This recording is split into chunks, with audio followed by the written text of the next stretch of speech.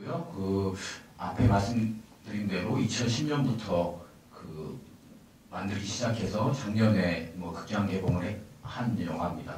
그 최근에 이제 뭐 독립 장편 영화들도 많이 만들어지는데요. 감독님이 그 단편으로 기획을 해서 뭐 그 한 남자의 로맨스, 또 여자의 어떤 상황들을 뭐 약간 찌질해 보이는데요. 그런 사람들의 모습을 담은 작품입니다. 예, 감독님 모시고요. 그 영화에 대한 이야기 전반적으로 나눠보도록 하겠습니다. 최민 감독님 앞으로 나와주시기 바랍니다.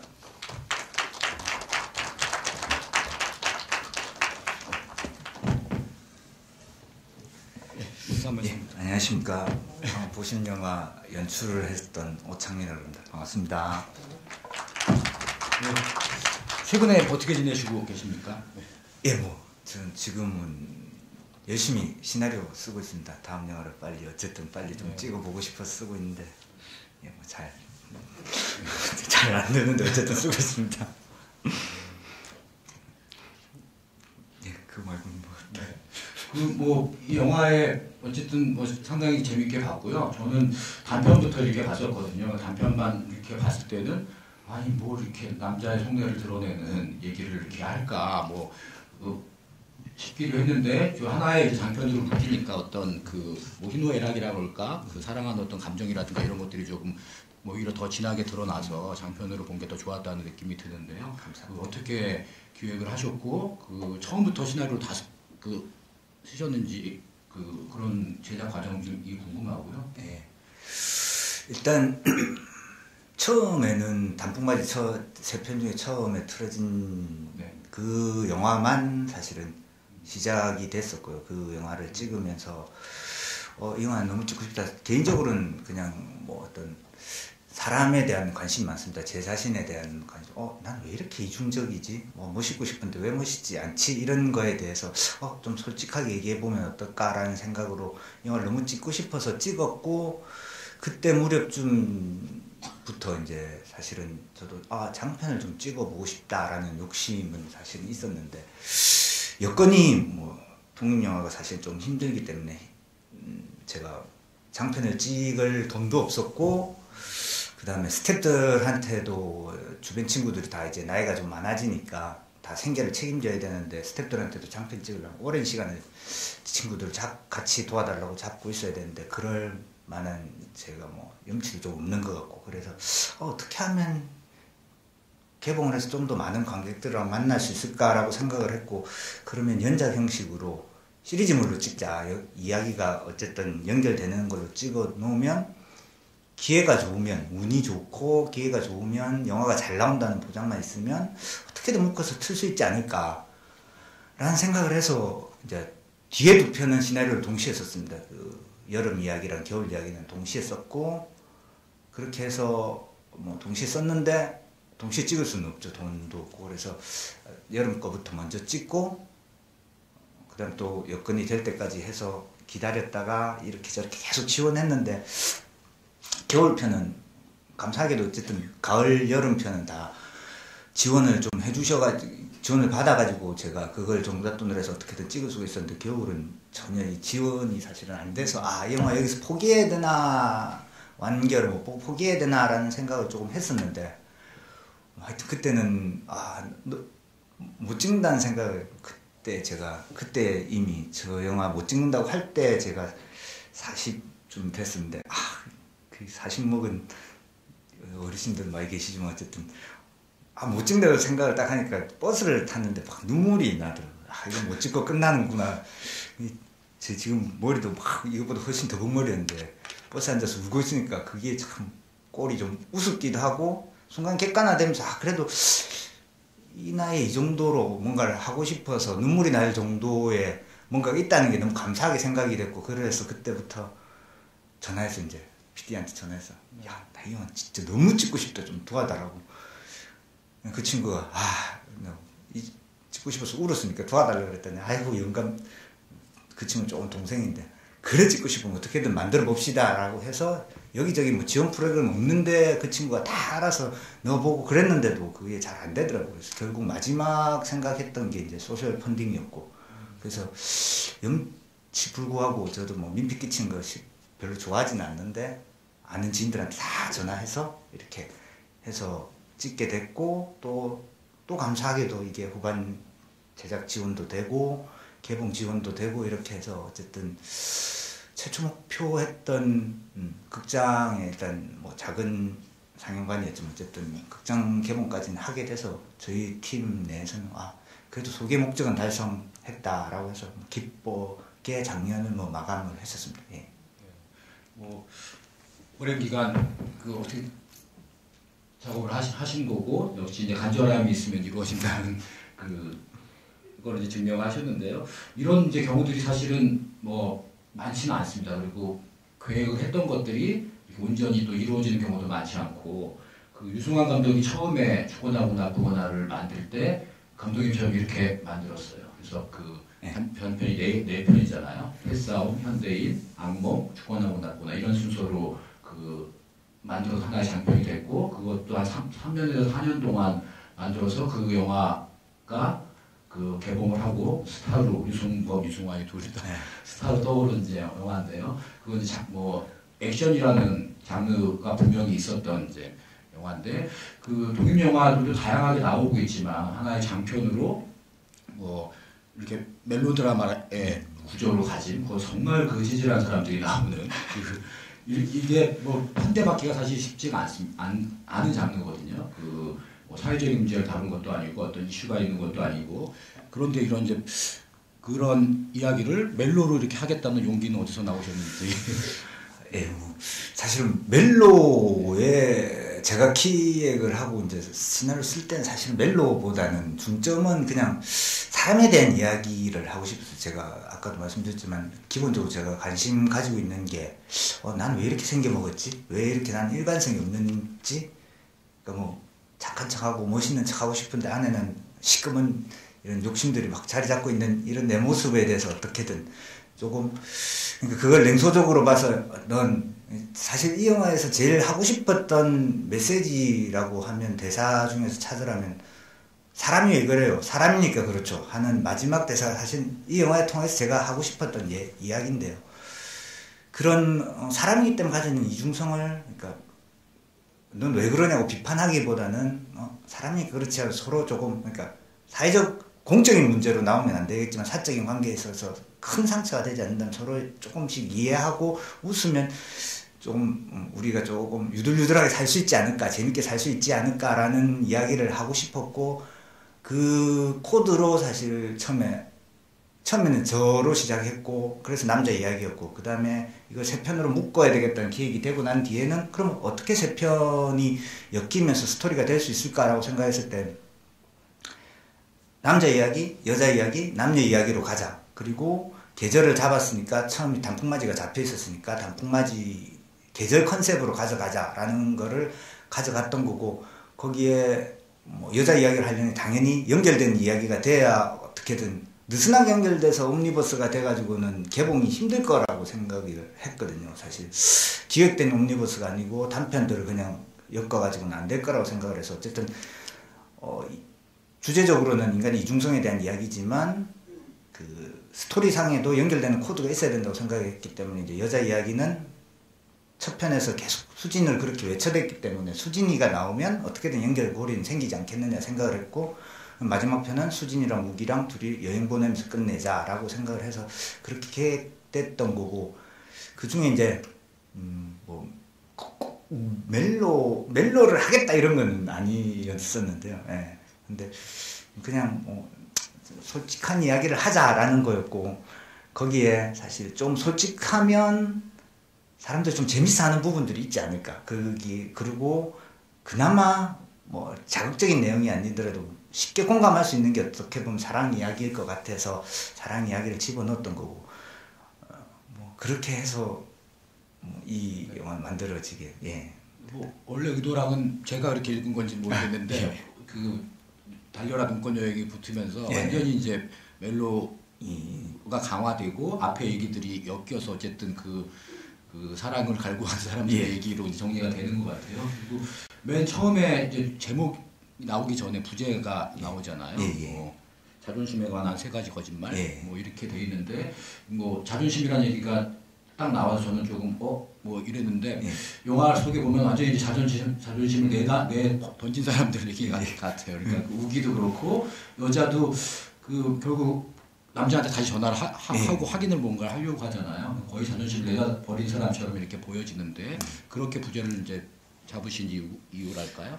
그러니까 예, 사실은 부제 잡을 때도 고민은 사실 많이 했었습니다. 고민을 많이 했던 게 사실 추나추동 로맨스인데 뭐 보셔 사실 좀 봄 이야기는 없습니다. 봄 이야기가 원래 스토리상에서는 봄 이야기는 프롤로그 에필로그에 있었습니다. 프롤로그에서 우기랑 그 수진이랑 여자가 처음 미용실에서 머리 깎으러 갔다가 만나는 장면이 프롤로그였고, 에필로그는 둘이가 잘 돼서 우기가 수진의 미용실 앞을 청소해주고 있는 장면이 둘 다 봄으로 잡혀 있어가지고 봄, 여름, 가을, 겨울, 다시 봄 이렇게 해서 영화를 끝내려고 했는데 뭐 안타깝게도 벌써 그 친구 간 지가 2년 이제 됐는데요. 14일이면 2년째인데 저랑 제일 가깝게 지냈던 친구였는데 그 봄 이야기를 찍기 직전에 이렇게 좀 안 좋은 일이 그렇게 해서 먼저 친구가 가버린 바람에 일단 봄은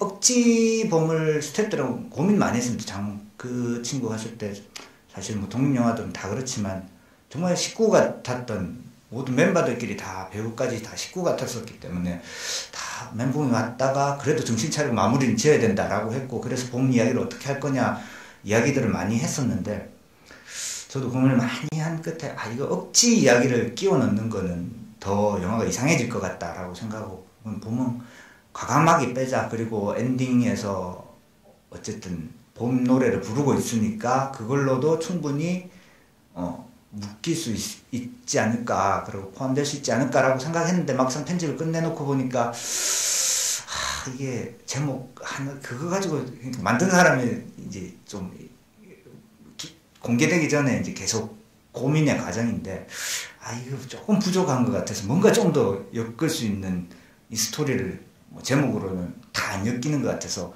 뭔가 주제적인 측면을 뭔가 조금 부각시켜줘야 되지 않을까라는 욕심이 들었고, 그래서 이제 부제를 자존심에 관한 3가지 거짓말이라고 붙였는데 그건 사실 주제적으로 엮으려고 제 생각이었던 건데, 아까도 말씀드렸지만 이 영화는 그냥 인간의 이중성에 대한 이야기라고 저는 딱 주제적으로 잡고 있었거든요. 그래서 그럼 이중성이 제일 발휘될 때가 언젠가라고 생각했을 때 사람 자존심이 발동되면 자기 어떤 속내랑 이거 다르게 했던 말도 자기 이제 일관성을 유지하기 위해서 자존심을 지키기 위해서 다르게 간다라고 생각을 했고, 그걸 이제 남자 부분은 자존심 발동되는 게 허세라고 생각을 했었고, 여자 부분은 어떤 질투와 내숭 이걸로 이중성이 발현된다고 생각을 했었고, 이제 연애할 때는 사실 남녀 관계는 늘 특히 시작되기 직전에는 밀당이라는 게 있는 것처럼 그 이중성이 있다고 생각을 해서 그 이중성하는 자존심이라는 걸로 부제를 붙여서 이야기를 좀 재밌게 부제를 붙일 수 있는 게 뭘까? 말씀하신 것처럼 자존심을 부르지만 사실 자존심 다 내던지고 하는 것처럼, 그러면 그걸 거짓말이라는 코드로 해서 제목을 막 이렇게 저렇게 조합해보다가 해서 자존심에 관한 3가지 거짓말 이렇게 부제를 붙이자라고 해서 붙였던. 예. 뭐 얘기를 하시면서 뭐 말씀하셨는데 여기 영화에 이제 우기 역으로 나온 이응재 배우가 엔딩 크레딧에 뭐 나오긴 하는데요. 2003년 이제 2년 됐네요. 갑자기 뇌출혈로 쓰러져서 돌아가셨습니다. 그래서 이 영화를 보면 그 이응재라는 배우가 여러 그 독립영화에 많이 출연을 했고 상당히 성실한 배우였는데요. 그 영화를 이렇게 남겨줘서 그를 기억할 수 있다고 생각이 들고, 관객분들도 혹시 기억하시면 한번 검색이라도 해서 찾아보시면 어떤 영화들을 했는지 아실 수 있을 거라고 생각이 듭니다. 이응재 배우하고 얽힌 이야기랄까 이런 걸 좀 너무 스포하지 마시고 예. 그냥 한 가지만 좀 해주시겠어요? 예, 이응재 배우랑 저랑은 하여튼 제가 제일 가깝게 지냈고, 사실은 배우라기보다는 늘 형 뭐해? 하면 놀러 가자 하면서 늘 제일 저희 집에 많이 와서 자고 둘이 계속 술 먹고, 넌 이러니까 연애가 안 돼 이러면서. 이 영화는 사실 쓸 때부터 이응재 배우는 쓰기 전부터 낙점이, 물론 제 영화가 제가 어쨌든 실습 작품 이런 것까지 해서 지금까지 단편 한 9편 찍은 것 같은데 그 중에 6편의 이영재 배우가 나오니까 사실은 뭐 그전부터 그랬던 관계죠. 그랬던 관계고 사실 인간적인 영화 말고도 그런 거에 대해서 서로 고민을 많이 했었고 배우로서 이영재 배우도 사실 이제 나이가 사실 들어가고 있을 배우로서 이제 꽃미남 이런 얼굴로 승부하기에는 나이가 들어가는 시기였고 그래서 그 친구가 하기 전에 지금 이 친구도 한 편 영화를 자기 연출을 3편이나 했고 장편 시나리오도 쓰고 있었고 그 친구가 연출한 영화에는 제가 다 계속 배우로 출연했습니다. 그러니까 서로 둘이 배우도 주고받으면서 시나리오 모니터 해주면서 그렇게 가깝게 지냈었는데 너무 정말 갑자기 그렇게 돼서 전전날도 저희 집에 들어와서 자고 갔었는데 그 다음날 연락이 와서 정말 그때는 좀 정신이 너무 좀 없었었고 근데 그 응제 가면서 참 많은 거를 절 고민하게 만들었는데 어쨌든 제 나름 말이 이상해지는데 하여튼 너무 고맙고 제일 제가 기억하는 걸로 참 따뜻하고 배려심이 많은 친구로서 모든 스태프들에게 그랬던 것 같고 자기 욕심 차릴 줄 모르고 그래서 늘 술 먹으면 제가 그래도 2살 많다고 뭐라 그럴 때 있었습니다. 배우가 그렇게 남 배려하다가는 지 감정 다 깨진다고 왜 네 감정 챙겨 먹을 것 챙겨 먹고 그 다음에 하라 그런 말을 할 정도로 정말 상대에 대한 배려심이 깊었던 친구였습니다. 예. 고마운 인연으로 생각을 하고 있습니다. 예. 뭐 안타깝게 이제 유지하게 됐는데요. 어쨌든 감독님도 계속 영화를 찍으실 거라고 생각이 들고, 예. 뭐 영화에서 보면 그 단풍맞이 단합대회에서 뭐 둘이 허세 떨고 막 옥상 그 바위에서 싸우다가 갑자기 UFO를 외치는 사람이 떨어지잖아요. 헬기로 구출되게 됐는데 그럼 UFO 이런 것들은 어떻게 받아들여야 되는지 좀 뜬금없기도 하고 너무 이제 그 코믹한 설정으로 비현실적인 설정이 있지 않은가 이런 생각도 드는데요. 그런 부분에서 어떻게 생각하세요? 사실 조금 하도 저도 오래된 이야기. 근데 저게 쓸 때 UFO 존재에 대해서 사실 모니터를 저는 좀 많이 받는 스타일인데 참 고민이 많았습니다. 어떤 사람이 들어와서 이 판을 그렇다고 둘이가 뛰어내릴 수는 없는 것 같고 이 판을 이렇게 탁 하면서 유머 코드에 맞는 조금은 저는 뭐 슬랩스틱 코미디는 싫어하는데 어쨌든 이 영화는 코드는 유머 코드가 있어야 된다라고 생각을 했고 그거 맞는데 독특한 게 뭐가 있을까라고 생각을 참 고민을 많이 하다가 처음에는 산이니까 스님이 나오면 어떨까 이랬는데 스님 딱 떠올리는 순간 왠지 어디서 본 듯한 산에서 일어나는 그런 영화가 뭐 좋고 나쁘고의 문제가 아니라 식상한 조금 코드인 것 같다는 생각이 드는 거예요. 그렇다고 해서 뭐 갑자기 동창생 들어와서 아는 척하다가 떨어지는 것도 조금 이거 처음 그런 버전도 있었거든요. 동창생 들어와서 아는 버전도 조금 이상한 것 같고 산에 있는데 좀 다른 영화에서 보지 못했던 설정으로 있어도 말이 안 되진 않은 것 같은데 좀 뜬금없으면서도 생경함에 어떤 재미를 줄 수 있는 게 뭐가 설정 벽은 뭐가 있을까 고민을 하다가 떠올렸던 게 저는 뭐 그때 막 TV 보다가 아차 이거다라고 싶었던 건데 무슨 이런 세상에 이런 일이 이런 것처럼 할 때 어떤 UFO남이 계속 UFO로 찍으려고 막 산을 돌아다니는 남자를 밀착 취재하는 게 나오더라고요. 저 사람이 저기 나오면 뜬금없으면서도 약간 코믹 코드에 맞을 것 같고 그럴 것 같다라고 해서 저 UFO 나오면 딱 넣는 순간 저는 됐다라는 싶은 생각이 들었었고 그래도 살짝 고민이 되니까 뜬금없이 나오면 안 되니까 도입부에 담배 불 피우는 걸로 나와서 두 번째 나올 때도 너무 말이 안 되진 않다는 걸 조금 상쇄시키자라는 걸로 앞에 넣고 그렇게 해서 이제 넣어서 찍게 됐던 겁니다. 네. 그 산에서 내려와서 그 헬기가 직접 뜨잖아요. 그 헬기는 어떻게 부르셨어요? 단편 영화에서 있을 수 없는 어렵게 찍었다고 그래놓고 헬기가 뜨고 이래서 그런데 저희들도 사실은 그건 뭐 콘티 짤 때부터 촬영 감독이랑 계속 그 얘기를 했습니다. 이거 정말 요 엔딩에서 헬기만 한 대 딱 떠주면 이 영화는 깔끔하게 영화 내용이 다 좋아야 되지만 그래도 마무리 방점을 딱 찍는 느낌이 있어야 되는데 그때 헬기가 딱 하나 떠주면 사람들이 아무 그냥 그러니까 뭔가 음원 느끼기 전에 뭐라 그럴까 이 마무리가 딱 되는 느낌이 방점 잡아줄 거라는 생각을 했습니다. 근데 이제 촬영 감독이랑 콘티 그리면서 근데 그거는 꿈이지. 그래 우리 형편에 무슨 헬기를 부른단 말이야. 니 내릴래? 형이 내릴래? 뭐 이런 농담을 해가면서 그랬는데 그래서 사실은 찍기 직전까지만 해도 사운드로 처리한다라는 걸 이제 편집할 때 사운드로 처리한다는 거 헬기 소리를 사운드로 처리하는 걸로 생각을 하고 있습니다. 공중전화 장면을 바로 넘어가고 사운드로 처리하는 걸로 너무 비졸브 시킨다고 했는데 촬영하고 있는데 산에서 촬영하고 있는데 너무나 우연하게 정말 헬기가 확 날아오는 겁니다. 그래서 촬영 감독 저거 찍자 이래서 저희들이 저기 이제 디지털이지만 어쨌든 조금 룩 자체를 아날로그적으로 내려고 정서도 그렇고 그래서 그렇게 하려고 미니 35라는 아답터를 달아 찍었는데 렌즈를 바꿔야 돼서 렌즈 바꾼 사이에 확 지나가 버리는 겁니다. 너무 아깝다. 이렇게 아깝다 하고 있는데 렌즈 딱 바꾸니까 지나갔는데 아깝다 하고 있는데 이게 가더니 돌아와서 딱 저희들 앞에서 구조를 하더라고요. 저희들은 영화 찍는다고 전혀 모르겠어요. 누가 떨어졌는지도 모르고 있고 정신없이 영화 찍고 있는데 딱 정말 거짓말처럼 앞에서 딱 한 명을 구조에 올리더라고요. 정말이에요? 예, 그래서 저희들은 이 영화 찍으면서 그래 이 영화는 하늘이 도와준 영화구나. 너무 감사하고 그래서 고스란히 담아서 영화에 이렇게 감사하게 쓰게 됐죠. 예. 네. 정말 우연히 그렇게 됐네요. 영화의 단풍 단합 때는 룩이 진짜 뭐 필름 같은 느낌이 있고 또 뭐 포커스 아웃된 것 같은 느낌이 있거든요. 그게 실수 같기도 하고 뭐 이렇게 보이는 장면들이 있는데요. 그런 그 화면을 구현하기 위해서 어떤 장치를 쓰셨는지요?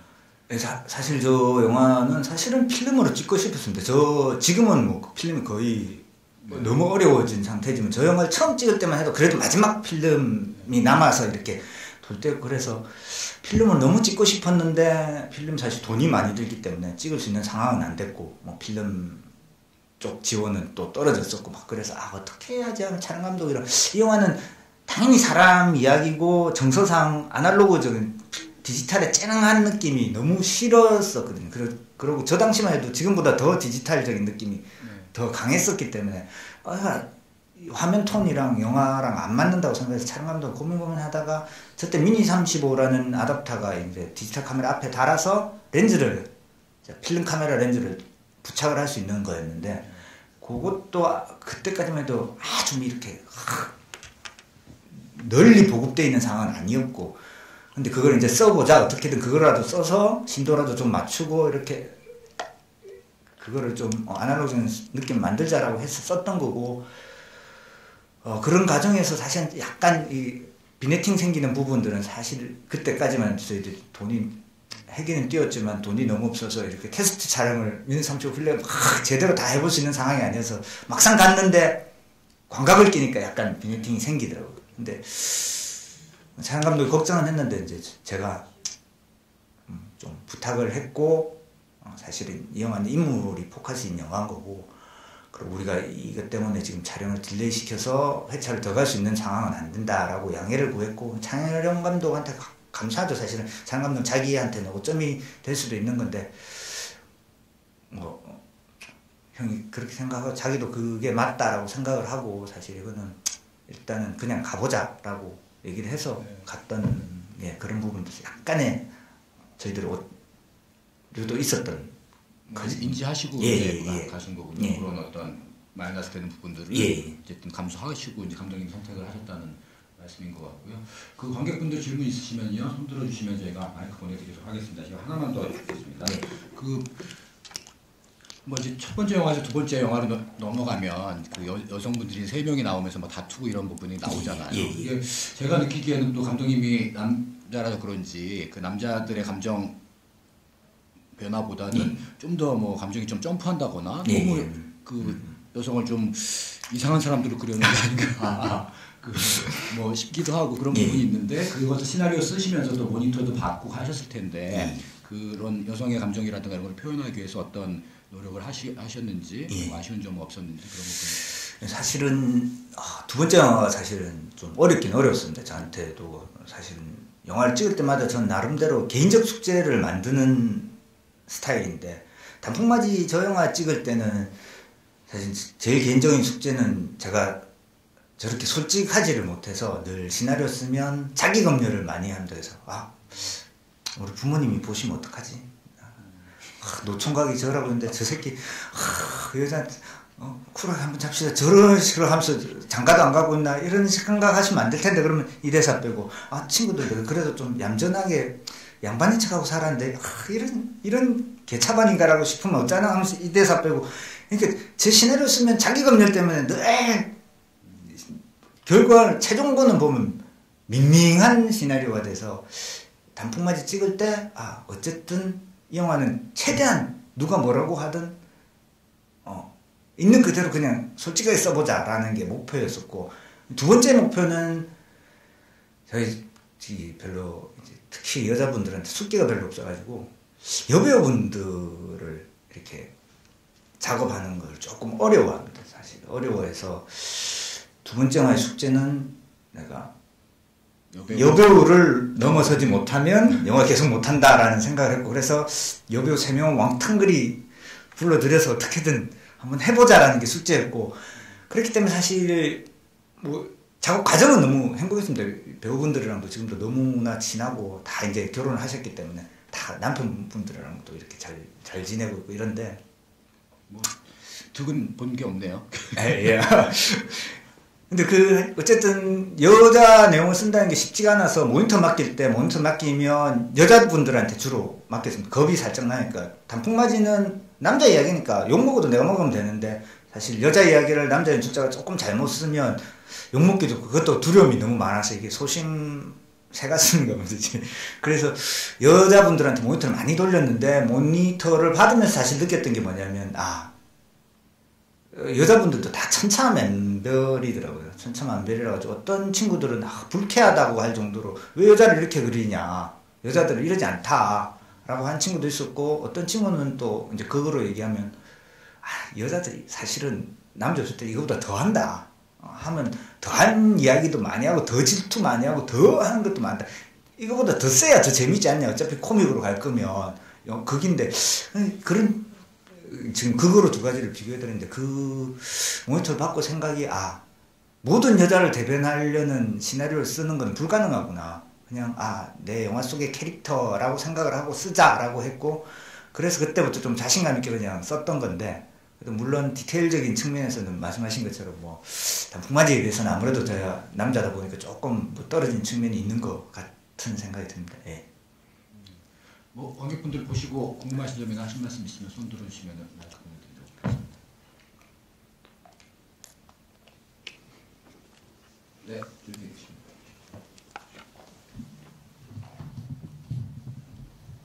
안녕하세요. 영화 재밌게 잘 봤습니다. 가을 단풍맞이인가요? 예. 거기에서 우기가 처음에 안경을 끼고 나왔는데 안경을 왜 벗기셨는지 모르겠고요. 그 안경 낀 모습이 지금 감독님의 모습하고 너무 다른 것 같아요. 근데 왜 벗겼는지도 궁금하고 그 우기의 그 캐릭터라고 하나요? 그게 감독님의 캐릭터하고 많이 비슷할까 그것도 궁금하고요. 네. 일단 안경을 벗긴 거는 사실 캐릭터 설정 때문에 그렇게 했던 건데요. 사실 그게 제가 목표 지금 저는 이 영화를 너무 많이 봤으니까 돌아보면 6년 전에 찍기는 6년 전에 찍었던 영화고 돌아보면 제가 소기에 원했던 목표는 달성이 안 된 장면이라고 생각이 들어요. 이게 사실은 벗으면서 이 소심한 캐릭터가 왜 남 얘기 하나에 자기 안경에 자신 없어서 벗어서 넣는 그 정도의 캐릭터라는 거를 그래서 나중에 올라갔을 때 계속 남 얘기에 발끈하기도 하고 그 소심함이 터져 나온다는 소심한 캐릭터를 표현하기 위해서 그 안경 벗는 설정을 넣어놨던 건데 지금 사실 또 돌아보면 관객들한테 그게 제대로 그렇게 확 전달은 제대로 되진 않았던 것 같고 그 연출에 있어서 그건 반성해야 될 지점이죠.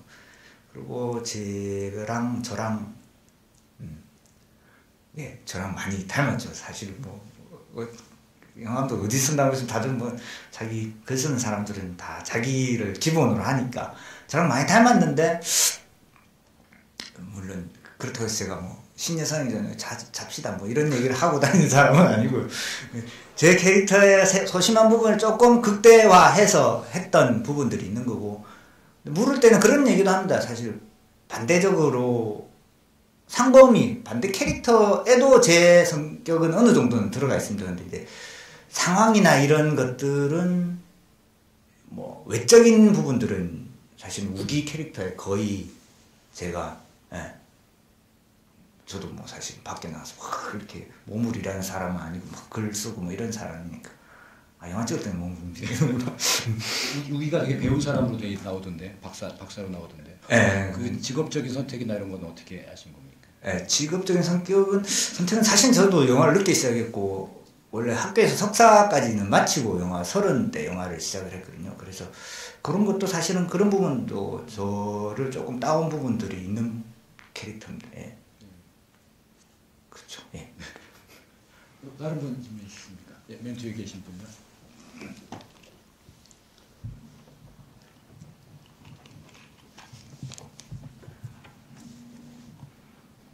영화를 보니까 좀 먼저 고인이 되신 분도 있고 그래가지고 이런 말 드리기가 좀 그런데 대체로 보니까 좀 지명도 있는 배우라고나 하나 그 유명한 배우가 거의 안 나오는 것 같아요. 안 나오시는 것 같아요. 그것도 아마 무슨 자금 문제 때문이신지 아니면 혹시 뭐 출연 의뢰를 한번 부탁하신 적은 있는지 그리고 꼭 필요한 배우가 좀 염두에 두신 적은 없는지 좀 그게 궁금하거든요. 네, 캐스팅 뭐. 예. 캐스팅에 대해서는 뭐 말씀드리면 사실은 뭐 유명 배우는 사실 생각을 해본 적이 없고요.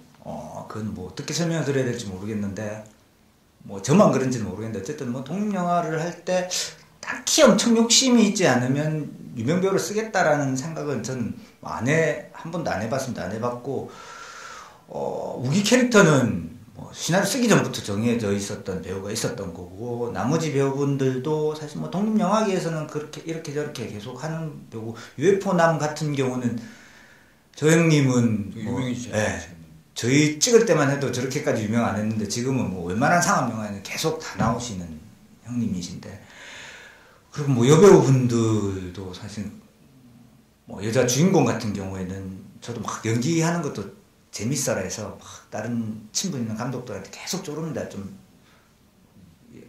출연하게 해달라고. 근데 저 여자 배우분은 주인공 여자 배우분이랑은 제가 연기로 한번 같이 다른 감독님 영화에서 만난 적이 있었는데 그때 참 연기도 좋고 이야기도 이렇게 소통이 하면서 영화를 찍을 수 있는 배우라고 생각해서 생각이 들었던 배우였고요. 그 다음에 상범이라는 캐릭터도 사실 다른 영화에서 다른 친구 감독 영화에 나왔던 배우분인데 딱 캐릭터가 맞겠다 싶어서 생각을 뒀다가 했던 배우들이고 그 다음에 핫썸머의 여자 배우분도 한 분은 저랑 계속 까만 친구는 작업을 했던 친구고 하얀 친구는 사실은 처음 만난 분이었습니다. 처음 만난 분이었고 그분은 너무 감사하게도 사실은 핫썸머의 이 토플리스 노출이 있었습니다. 노출이 있었었고 그 여기 그 분이었는데 사실 여배우분들이 노출에 민감하신데 그분은 뭐 어떻게든 좀 그렇게 말씀을 해주셔가지고 했는데 제가 노출할 자신이 없어서 뭐 하다가 중간에 반 토플리스 비슷하게 실루엣으로 나오는 장면이었는데 고백하고 난 뒤에 푸는 장면 있지 않습니까? 그때 살짝 나오는 거였는데 그건 굳이 안 들어도 될 것 같아서 그냥 하여튼 그렇게 어렵게 섭외가 돼서 해주셨는데 너무 즐겁게 재밌게 잘 찍었습니다. 유명 배우에 대해서는 지금은 어차피 뭐 돈도 없어서 생각을 못했을 수도 있지만 유명 배우를 불러서 찍겠다라고 생각을 안 했었고 사실 이 영화는 사람 이야기인데 작품적으로 뭐 타당 합리화를 시키자면 너무 유명 배우가 나와서 그 배우의 포커싱이 돼버리면 제가 말하려고 하는 어떤 사람에 대한 이야기보다는 다른 쪽으로 포커싱이 갈 거라는 생각도 들고요. 그래서 유명 배우는 전혀 생각해 본 적이 없었을 때. 그래도 뭐 캐스팅이 되게 잘 어울리지 않습니까? 그 인물들에 잘 이제 어울린다고 생각하고 연기들도 다 훌륭하게 하셨다고 생각이 들고요. 또 감독님이 또 영화에 상당히 많이 나오시는 다른 동료 감독 영화들에 상당히 나오셔서 깜짝 놀랄 만한 연기를 보여주시는 분입니다. 그래서 그 다른 독립 영화 찾아보시면 아마 얼굴 기억해 놓으시면 어떻게 저런 역할을 할까 이렇게 느낄 정도로 그런 분이고요. 그리고 뭐 독립 영화에서 유명한 분들이 이제 출연하고 싶어하는 분들이 되게 많으세요.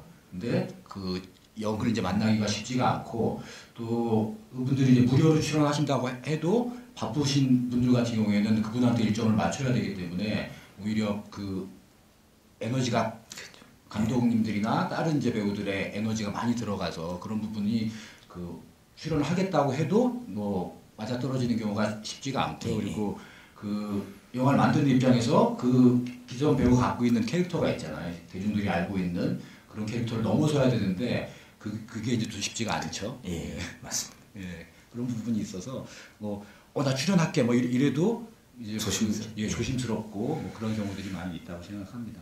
예, 또 다른 분 질문 있으십니까?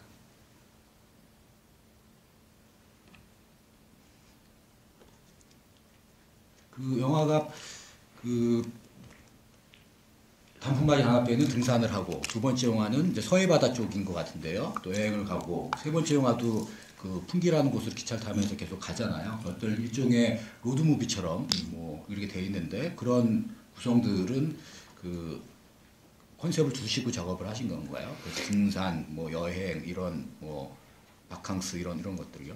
예. 그거는 최초의 단풍맞이는 다른 컨셉은 없었고요. 사실은 그냥 산에 간다. 예, 산에 가는 게 자꾸 이런 말씀드리면 그렇지만 돈이 없어서 돈이 없는데 미술을 돈 안 들이고 할 수 있는 방법이 뭐가 있을까라고 생각했을 때 단풍에 백에 잡히면 이거는 그냥 돈 안 들여도 그냥 미술이 된다라고 생각을 했었고, 그리고 하루 만에 일어나는 일이면 의상도 별로 신경 쓸 거 없고 뭐 여러 가지가 뭐 헌팅하러 다니는 것도 뭐 헌팅은 다녀야 되지만 헌팅료라든지 뭐 이런 장소 섭외에 대한 문제도 좀 해결되는 것 같고 여러 가지가 전략할 수 있는 최적이 그런 거라고 생각을 해서 그렇게 찍었고. 근데 몸으로 때린 스태프들은 거의 죽었을 것 같아요. 네.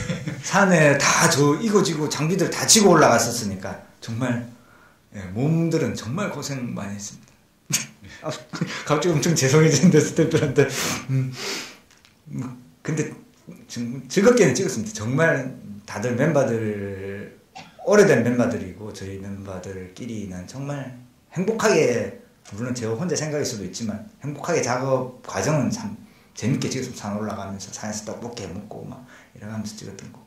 그 다음 두 번째 세 번째 영화도 역시나 뭐 처음에 그렇게 잡혔기 때문에 어차피 계절 컨셉으로 가려고 그러고 그 다음에 그걸 처음에 단풍맞이 이런 이 영화는 사실 제일 문제가 그거였습니다. 그러니까 장편으로 완성을 목표로 했지만 장편을 완성 못할 가능성이 엄청 크다라는 걸 내재해 뒀기 때문에 단편으로서도 완성도가 있어야 된다라고 생각을 했었고, 그게 장편으로 엮였을 때 어떻게든 형식적인 부분들이 비슷한 부분들이 조금이라도 있어요. 더 많아야 이게 딱 같은 톤의 영화로 보일 것 같아가지고, 그래서 거기들도 다 여행 뭐 핫썸머 같은 경우에도 물론 1박 2일로 가는 거지만 영화상에서는 하루만 나오는 거고, 눈꽃도 1박 2일로 넘어가는 코드지만 하루 만에 일어나는 걸로 어쨌든 그렇게 로드무비 형식으로 가면 좀 더 연결성이 생기지 않을까라는 생각을 해서 뒤에 두 편은 연결상에서 그렇게 기획을 하고 시나리오를 썼던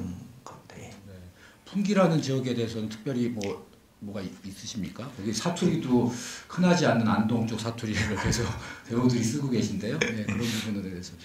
풍기는 사실은 뭐 풍기에 대해서는 전혀 없었습니다. 그런데 이제 시나리오 쓰면서 세 편을 찍어야 되고 계절 냄새를 내면서 조금 유치틱한 제목이 중요하다고 생각을 했거든요. 조금 유치틱하면서 코믹한 코드의 제목을 넣을 수 있는 게 뭘까, 계절을 담을 수 있는 게. 그래서 단풍맞이는 잘 됐다고 생각했고, 핫서머 바캉스도 뭐 나름 괜찮다. 동시에 쓰면서 겨울은 뭘 쓰지? 막 졸업 입학 시즌 쓰려고 했는데 여행 막 하다가 생각을 하다 인터넷 막 뒤지다가 눈꽃열차 상품 막 이런 게 올라와 있더라고요. 달걀은 눈꽃열차 좀 유치하면서 괜찮은데 톤이 좀 비슷할 것 같은데, 그러면서 봤고, 그래서 이제 촬영 감독이랑 눈꽃 열차가 코스가 뭐 지금 또 어떻게 바뀌었는지 모르겠는데 저 당시만 한 두세 가지가 되거든요.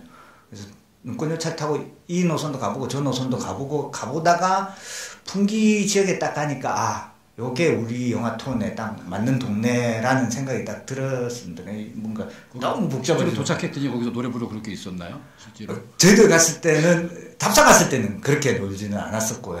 예, 답사 갔을 때는 제가 봤을 때 막 앞에서 막 생강도나스를 주고 그랬는데 찍으러 갔을 때는 또 그런 건 없고 노래를 부르고 있어서 더 감사했죠. 그래서 노래 부르고 있는 그걸 담았던 거고 전체적으로 느낌이 아 인삼시장 들어가 보고 이러니까 왠지 이게 잘 그러니까 영화가 다른 영화에서 많이 보여주지 않았으면서 약간 시장이라는 느낌이 좀 사람 냄새 나는 거랑 또 톤이 비슷한 것 같았었고 아 둘이가 여행 가는 핑계가 사실은 아직 밀당한 단계이기 때문에 밀월 여행은 아니니까 아 엄마 건강을 위해서 간다 그러면 뭔가 이야기 코드들이 탁탁탁 맞겠다 싶은 풍계 딱 도착하는 순간 딱 떠올라서 여기다 하고 그때부터 이제 구체적인 작업을 하시면 이제 기차 안에서 이야기들만 틀만 잡아놓고 있다가 풍기가 정해지면서 좀 구체화 이야기들이 좀 디테일하게 잡아졌던 겁니다. 예.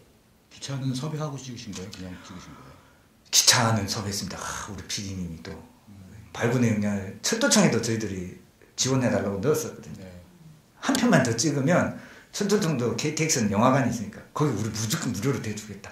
한 편 찍을 돈만 좀 단편 영화에 한 1,000만 원만 있으면 어떻게든 시작해 볼 수 있으니까 1,000만 원만 지원해달라고 막 서류 만들어서 PD가 막 했습니다. 근데 자기들이 그럴 역량 그러고 그런 것들을 하기가 이름이 너무 복잡해지고 위에 없는 프로그램을 만들기 쉽지가 않다고. 근데 이제 그분이 저희들 PD가 그렇게 노력하는 게 또 가상하게 보였는지 그러면 어쨌든 촬영 지원은 최대한 해주겠다 그래서 아주 싸게 한 양을 더 붙여서 네. 거기에 엑스트라분 원래 계신 분들 찍으면 여러 가지 문제들이 좀 생길 수 있으니까 엑스트라분 어쨌든 최소한 작게 해서 옮겨 다니면서 좀 머리 수 있는 것처럼 보이게 해서 한 양을 빌려서 그렇게 찍었다. 네. 예. 상당히 노력을 하셨고 그 보기보다 규모가 꽤 있는 영화 상당히 고생 많이 하셨네요. 네, 또 다른 분 질문 있으십니까? 네, 이쪽 가운데 계시는데.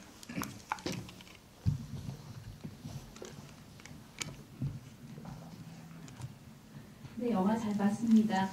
배우들이 굉장히 낯익은 사람들이 아니어서 영화가 굉장히 리얼리티하게 다가왔던 것 같은데요. 감독님도 감독을 하시면서 지금 배우도 하신다고 지금 그러셨잖아요. 그러니까 배우를 하시는 이유가 뭘까? 그게 갑자기 궁금해지더라고요. 그게 뭐 좋은 영화를 만들기 위한 뭐 그런 밑받침이 되기 때문에 하시는지 아니면 만약 그리고 또 배우를 하신다 그러면 그 배우가 갑자기 뭐 이렇게 하고 싶어서 하는 게 아니고 뭔가 많은 훈련이 필요할 텐데 뭐 그런 과정이 있었는지 그런 게 갑자기 궁금해집니다. 아 배우를 사실은 뭐 제대로 된 배우라고 하긴 좀 제가 그러니까 친구들한테 늘 얘기하는데 내가 혹시 실패해도 민폐가 안 되는 정도의 역할을 줘라. 그러니까 다들 어렵게 찍는 영화이기 때문에 제가 혹시 실수해서 영화를 망치면 아, 이 친구들이 얼만큼 저도 연출을 하는 입장이기 때문에 얼만큼 준비를 해서 찍었는지 아는데 내가 망치면 안 되니까 딱 작은 역할들만 한다. 키 크지 않은 역할들만 하긴 하는데 왜 배우를 하냐고 물으시면 사실은 재밌습니다. 재밌어서 하는 거고 다른 거보다는 이게 쿵닥쿵닥 하는 게 있어서 그게 전 너무 좋습니다. 이게 사실 뭘 해도 어르신들이 계셔서 자꾸 죄송스러운데 나이가 자꾸 먹어가서 별로 두근두근 하는 일이 없습니다. 하다 보면 습관처럼 되고 이래서 그랬다가 배우부에서 딱 앞에서 카메라로 딱 나를 포커싱이 딱 돼서 나를 보고 있으면 이게 진짜 가슴이 벌렁벌렁합니다. 이게 그러면 그 느낌이랑 그 쾌감도 너무 좋고 그 다음에 처음에 시작할 때는 배우를 좀 더 이해해보자라는 게 시작이었습니다. 그래야 내가 어쨌든 제가 연출자이기 때문에 배우하고 소통해야 되고 배우의 감정을 끌어내야 되고 안 나올 때 톤을 잡아줘야 되는 게 저고 저는 개인적으로는 다른 연출보다는 연기 연출 쪽에 좀 힘을 쓰는 스타일의 연출자이기 때문에 배우들을 조금 더 이해하고 배우들의 연기를 잘 뽑아내려면 내가 연기를 해보면 그걸 좀 더 이해하고 어떤 얘기를 했을 때 이게 알아듣겠구나라는 것들을 소통하는 데 도움이 될 거라고 생각을 해서 했다가 하다 보니까 이 두근거림이 좋아서 이제 지금 계속 쪼르면서 이렇게 하고 있는 상황인 겁니다. 예. 요즘에 보면요, 감독님들이 연기 욕심이 상당히 많으세요. 그래서 그 오디션 이제 배우들 오디션을 보면서도 자기 역은 하나 남겨놓는 사람들이 있고요. 뭐 많잖아요. 유승환 감독도 그렇고 연기 상당히 잘합니다. 뭐 심지어 장률 감독 영화에 조역으로 나오잖아요. 뭐 양익준 감독도 그렇고 박정범 감독도 그렇고 오디션을 실제로 봐요. 그러면서 아 마음에 드는 배우가 없어 자기가 하거나 이런 경우도 있고, 그래서 배우들 입장에서 연기를 하시는 분이 배우 그 디렉션을 하면 배우들이 그렇게 편하게 느낀대요. 그러니까 배우 출신들이 연기를 하는 부분이. 그리고 뭐 또 실제로 배우신 분들이 또 요즘에는 연출을 많이 하십니다. 그 영화를 만들기가 좀 가벼워졌기 때문에 자기가 출연하기도 하고, 뭐 어떤 분들 말로는 안 불러줘서 내 영화를 내가 찍겠다 이런 분들도 계신데요. 그런 좀 경계를 넘나드는 그 역할들을 하시는 분들이 많이 있는 것 같고요. 뭐 제 입장에서는 그 감독님들 연기를 보는 것도 그 재밌고 놀려먹기도 좋고. 네. 또 질문 있으시면 한 분 정도만 더 받도록 하겠습니다.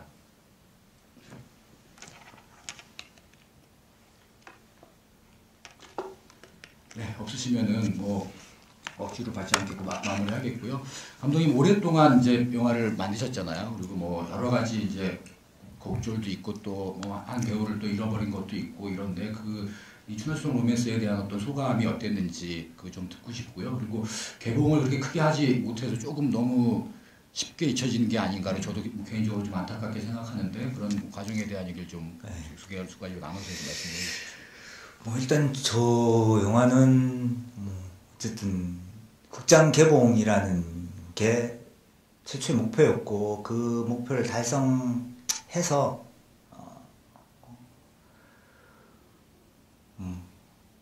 기쁘고요. 기쁜데 또 소중한 사람을 또 잃어버려서 좀 안타깝기도 하고, 그 친구의 마지막 작품이라서 잘 보내야 된다라는 생각이 많았습니다. 이 영화를. 그리고 저도 거기서 좀 벗어나야 된다라는 생각도 조금 있었었고, 개봉을 하면서 사실 말씀하신 것처럼 극장이 제일 많이 개봉한 날은 5개가였었는데 그게 조금 안타깝기도 하고, 처음에는